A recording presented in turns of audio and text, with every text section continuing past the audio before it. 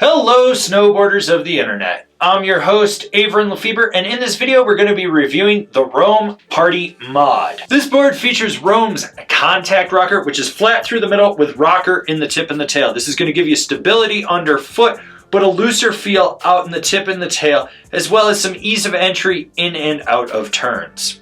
This board is available in 153, 156, 157 wide, and 159. I rode this board at Copper Mountain, amongst other resorts. I mean, this is my personal one. So I've ridden it in Pow, Chunder, Chop, perfect corduroy, sunny, warm conditions, cold, overcast days, high winds, low winds. Basically, you name the conditions, I've ridden it, and I rode it with my Roam Black Label bindings and my K2 Thraxis boots. This is your standard run-of-the-mill, middle-of-the-road park flex. Softer tip and tail, stiffer through the middle, with a fair amount of torsional flex. Nothing mind-blowing here. Lots of other boards have it. The big difference is the rods in the tip and the tail do give rebound to that rocker zone. Now when it comes to stability, you do get chatter in the tips and it resonates back underfoot. You're going to feel it. It is stiffer through that flat section, but you still need to keep your knees bent when you get into rutted out terrain, or in case the park goes to shit and you've got whale vagina ruts on the runouts of features. So what's nice about this board is you get a skate-like pop with that flat to rocker profile that's accentuated by those rods. So you roll back, the rods take over, you're gonna snap and boost.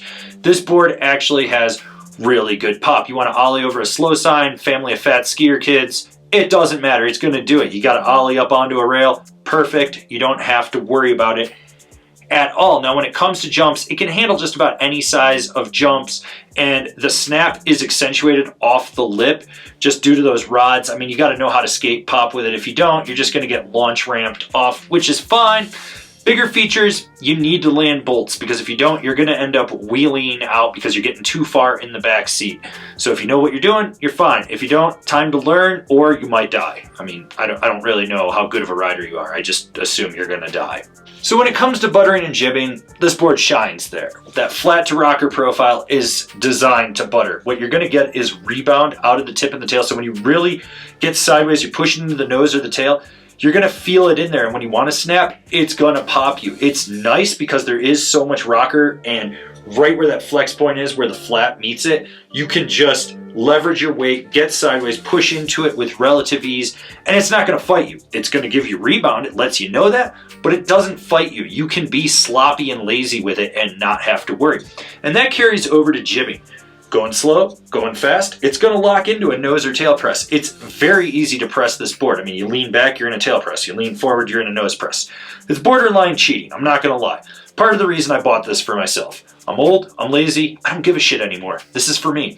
Now that center section, with it being flat, it still cradles around the feature. It doesn't fully clap out, but it does have more give to it than other boards out there. You notice that, but it's still got some rigidity and integrity to it, so you don't have to worry about like, oh, it's going to snap and I'm going to die.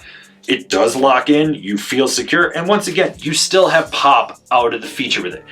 Long story short, you can jib and butter with this board if your heart's content and you know what you're doing. If you don't, you'll be able to progress with it with ease within reason. While there are limitations with this board when you get it on edge, it can more or less handle everything you throw at it. The transition is smooth and fluid. You notice that you can just roll from edge to edge without any effort. And when you are on edge and you're driving it off that back foot from the center back, yeah, you can fold the tail and get it to kick out on a cart, but once you know the limitations, you know where you can lock it in. Can you lay it over? Yeah, for sure. Is it going to be able to lay it over every time? No. Will it buckle if you really push it to the limit? Yes. But if you're doing park carves, which is what I refer to, going around features or people that are in your way to get to a different feature, it can more or less handle it. Short, tight, quick carves, no problem. Medium, mellow carves, no problem. Hard, long, drawn-out carves, you know where the limitations are, you're going to be fine. If you don't, you'll learn really quick. Basically, the board will carve when you need it to, but like I said, limitations. Who's this board for? The party boarding freestyle guy. So before everyone loses their shit that I rode this in a 153, I bought this for myself. 154 has always been my park size. I figured it was better to go down to the 53 than bump up to the 56 and have overlap with my Telos Mike Ranquit. So I bought this for me. I bought it as a fuck around board that I knew I was probably going to break at some point, but that's it. I wanted a mod rocker back in the day. Couldn't get one, didn't get one, whatever. This is a little bit wider, and it's essentially a mod rocker. It's what I wanted, so I got it. There's limitations with this board, sure, I know that, but I can carve with it when I need to in the park. I can hit just about any feature. I feel secure underfoot. It's playful in the tip and the tail where I want it. It's what I needed for how I ride at being 39 years old. And I'm going to be 40 this year. I'm old. I've been riding for 25 years. I suck. I don't need anything else fighting me on it. I've hit a point where I just want to be loose and have fun with my friends.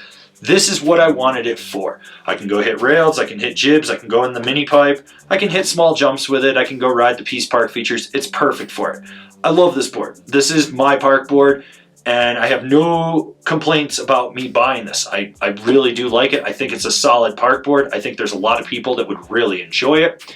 But yeah, I know someone's going to give me shit, be like, you're over the weight limit on a 53. I'm over the weight limit on a lot of shit. I ride Colorado. It's relatively flat here, and I'm old as fuck, and this is a park board. Who cares?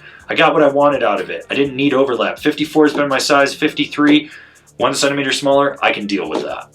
Comparable boards. The Ride Zero, the Arbor Westmark Rocker, the Capita Indoor Survival. Binding recommendations, the Rome Katana, the Ride C6, the Burton Malavita. This has been my review of the Rome Party Mod. Do you agree? Do you disagree? Do you own one? Are you going to buy one? Leave me a comment down below. Let's have a conversation about this snowboard. If you're new here, remember to subscribe, click the bell, get those notifications. That way you're not missing any of the videos we got coming out for all you snowboarders of the internet. And if you really like what we're doing over here and you want to support us further, swing on over to Angry Snowboarder VIP and become a member. Sure, I could tell you more here, but I got a video over there that explains it so much better. As always, I've been your host, Avran LeFeber, and I'll see you in another video.